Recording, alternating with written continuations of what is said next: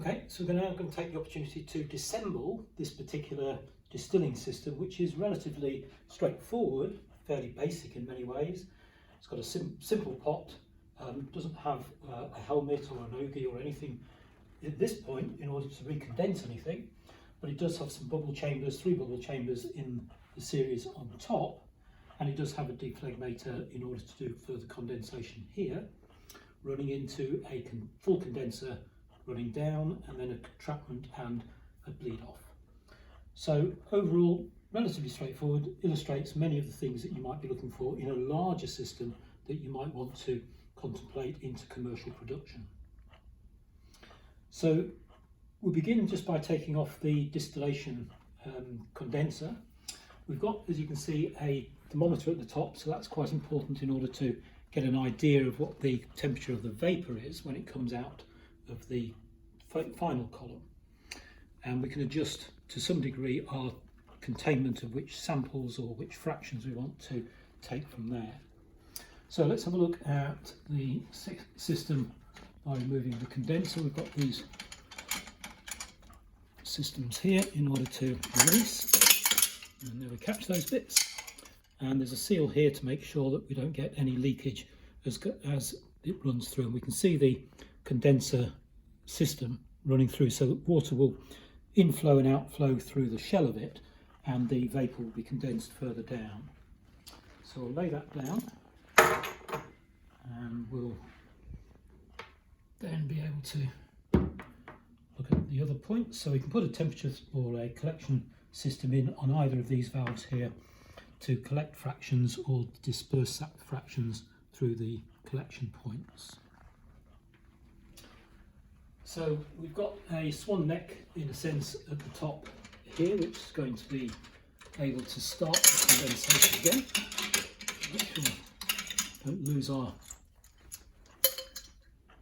valve and traps. So that's just a straight through stainless steel system to allow condensation to begin at the top. But to a degree, the heavier molecules, water particularly, would be condensing down and refluxing back to a degree, but the lighter molecules, ethanol and so on, would be running through in the vapour stream.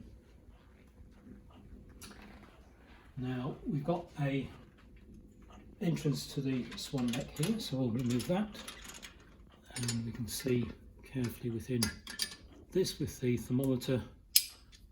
Look inside here, just a simple probe thermometer which will detect the vapour temperature as it runs through.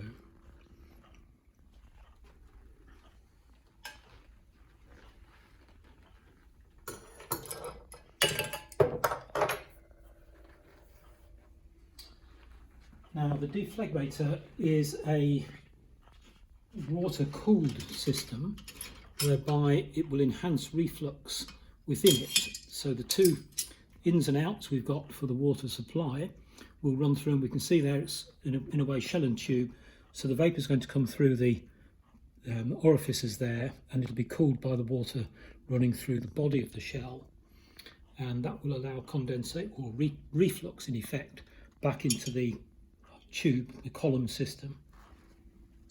So I can remove that.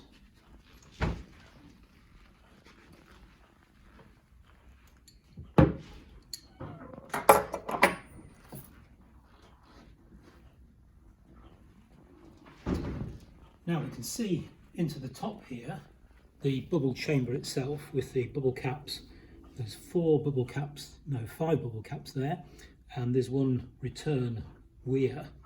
So as the liquid condenses into the platform, it will overflow into the weir and drop down the column, but the more volatile components will carry on up and be re-volatiled and then drawn out and eventually into the condensation stream.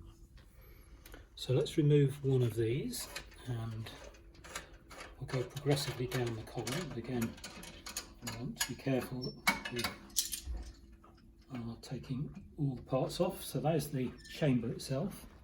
Got the sight glass, as we can see, to view internally.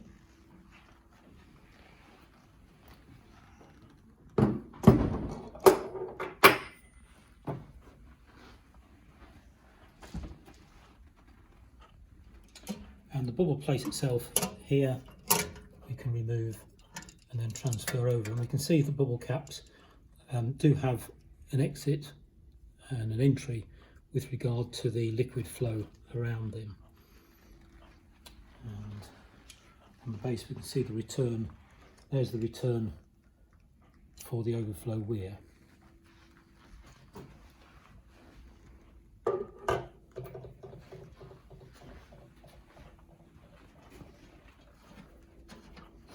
And we'll do the same for the other two.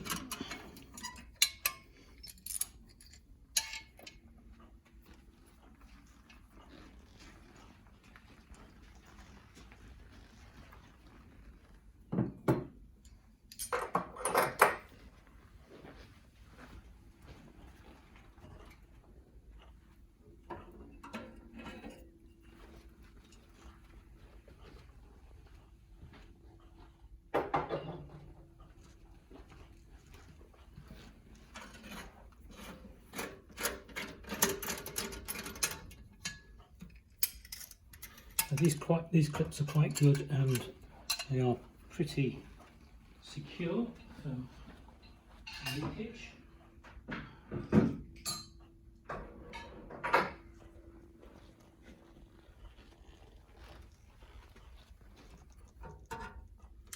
What we'll do here is take out the first chamber, which doesn't have bubble traps in it.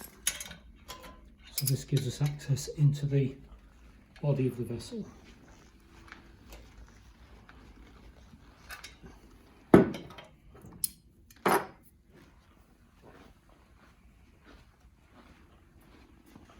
the body of the vessel's got temperature monitor here, which is a simple probe, and if we unclip the top, we'll be able to see deep inside.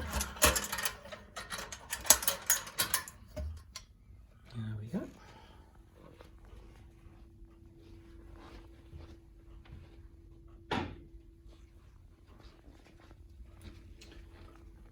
And we're looking at the temperature probe catching the temperature of the vapour being released. We've got a single element at the bottom, and we've got some extra temperature probes in there, and we've got a outflow in order to release the residual material.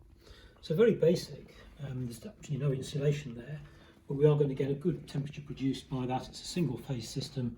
It's good for experimental purposes and to illustrate what's involved in the overall system. So that's the insides disassembled, all the parts we can see, and eventually we'll put it back together and make sure it's all secure, and we can do a test run on it to get an idea of how well it separates.